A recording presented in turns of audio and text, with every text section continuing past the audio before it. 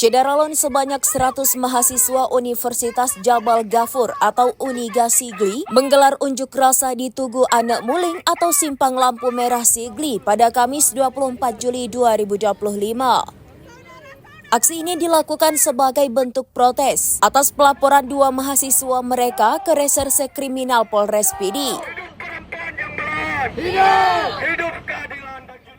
Mahasiswa berjalan kaki dari Kenire menuju lokasi aksi sambil membawa spanduk dan poster berisi tuntutan.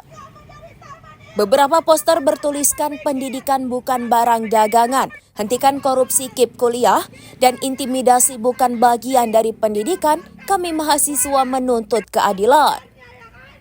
Sementara itu spanduk yang dibawa bertuliskan usut tuntas dugaan korupsi di Uniga. Aksi tersebut diawasi ketat oleh personel Polres Pidi. Petugas lalu lintas juga mengatur arus kendaraan untuk mencegah kemacetan di sekitar lokasi. Meski terik matahari menyengat, mahasiswa tetap bersemangat menyampaikan orasi selama hampir 1 jam sebelum akhirnya membubarkan diri. Muhammad Agil Gunawan, Presiden Mahasiswa Uniga Sigli, menyatakan penolakannya terhadap pelaporan dua mahasiswa, Muhammad Pria Al-Ghazi, Koordinator Aksi, dan Mirzatul Akmal, peserta aksi, ke pihak kepolisian pada 16 Mei 2025. Menurutnya langkah tersebut merupakan kemunduran bagi demokrasi kampus dan berpotensi menciptakan iklim represif. Agil menegaskan kampus seharusnya menjadi ruang aman bagi mahasiswa untuk menyampaikan aspirasi secara damai dan konstruktif.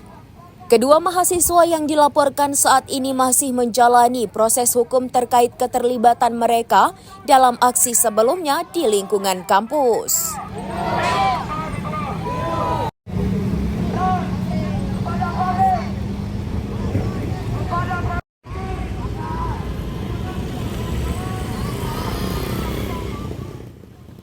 Dari Sigli, Muhammad Nazar, serambinews.com.